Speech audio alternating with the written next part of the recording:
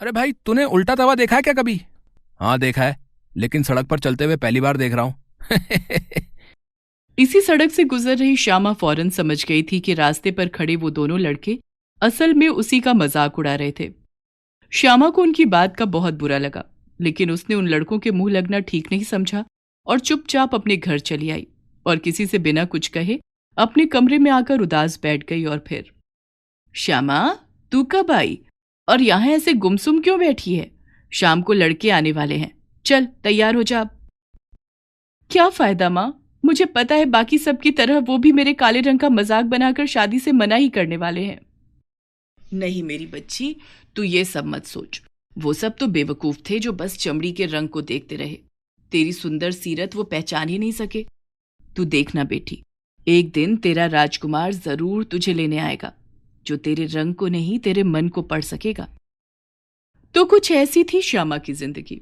घर के काम से लेकर सिलाई कढ़ाई और पढ़ाई में भी अव्वल, लेकिन फिर भी लोग उसके गुणों को नहीं बल्कि उसके काले रंग को ही देखते थे, जिसके चलते श्यामा का हर जगह तिरस्कार होता था। और इस तिरस्कार से लड़ते हुए श्यामा अब थकने लगी थी। श्यामा की मां ने हर बार की तरह उसे दिलासा तो दे दिया था, लेकिन असल में वो खुद बहुत डरी हुई थी। मैंने श्यामा को समझा तो दिया है मां, लेकिन इस बार अगर लड़के वालों ने मना कर दिया तो मेरी बच्ची टूट जाएगी मां। आप ऐसा मत होने देना मां, इस बार उसका घर बसा देना मां। श्यामा की माँ, सुनो, लड़के वाले बस आने ही वाले हैं। सब तैयारी तो है ना? हाँ, अब तैयारी सब हो गई है। और श्यामा, उसे जरा अच्छे से क्रीम पाउडर लगा देना।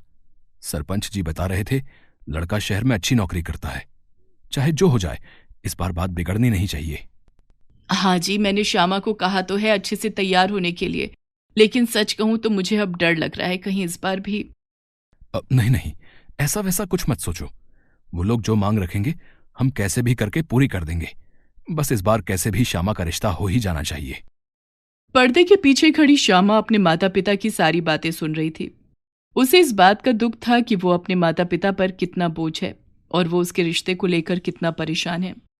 तभी वहां लड़के वाले आ जाते हैं। वैसे आपकी बिटिया की सरपंच जी बड़ी तारीफ कर रहे थे। जी जी, मेरी बेटी बहुत ही गुणवान है। घर से लेकर बाहर तक के सारे काम सब में माहिर है हमारी श्यामा। तो फिर अब उसे ले ही आइए हमारे सामने। भाई मुझसे तो अब और इंतजार नहीं होता।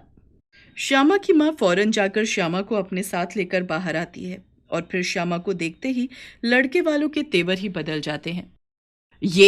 ये है आपकी बेटी जिसकी इतनी तारीफें हो रही थी अभी।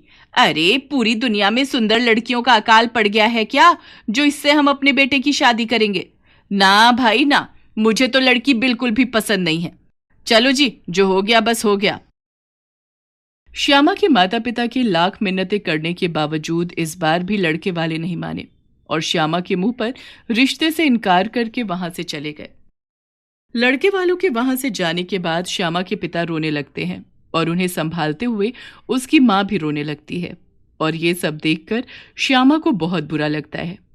वो घर से निकल जाती है और गांव की नदी के किनारे पर बैठकर रोने लगती है।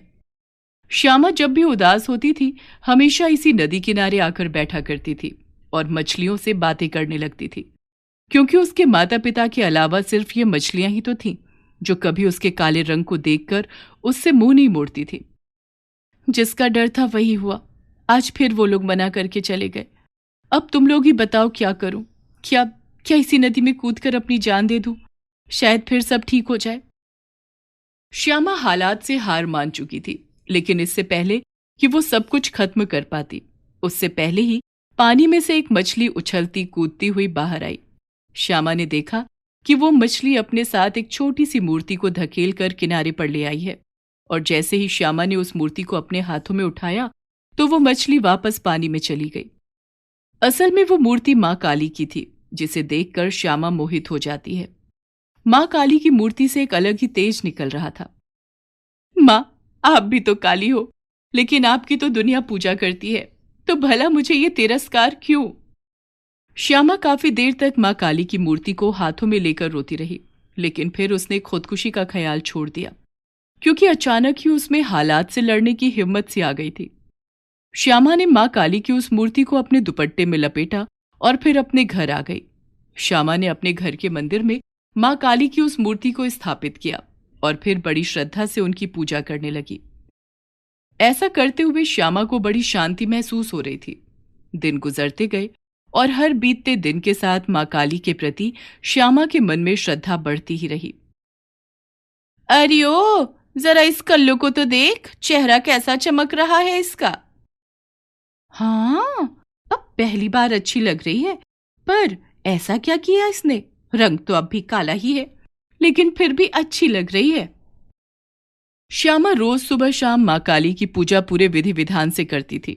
ऐसा करने से उसे बहुत अच्छा महसूस होता था। और फिर जब वो रात को सोती तो माँ काली की उसी मूर्ति से एक दिव्य प्रकाश श्यामा के पूरे शरीर को प्रकाशित करता। उस प्रकाश से श्यामा के चेहरे पर एक आकर्षण पैदा हो रहा था, जो सभी को उसकी तरफ आकर्षित करने लगा था।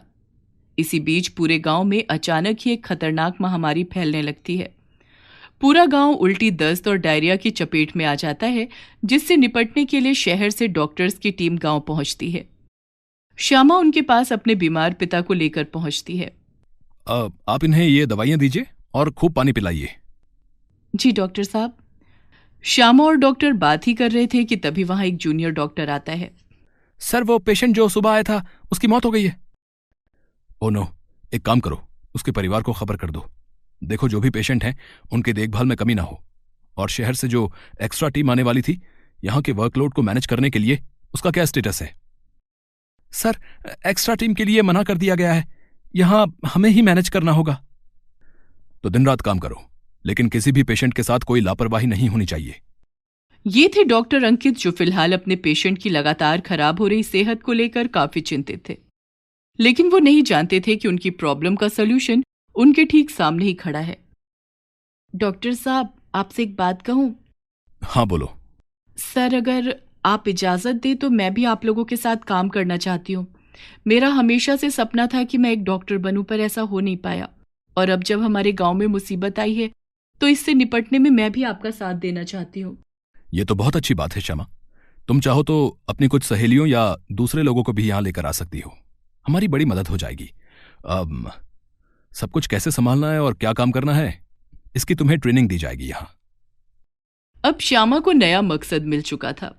वो अपने साथ अपनी कुछ सहेलियों को भी मनाकर उस हेल्थ कैंप में ले आई, जहां वो दिन रात बीमार लोगों की देखरेख करने लगी। सबकी कोशिशें आखिरकार काम आई और जल्द ही गांव वाले पूरी तरह से स्वस्थ होने लगे और वो स्पेशल टीम वापस शहर लौटने लगी। श्यामा, कल हम लोग वापस जा रहे हैं।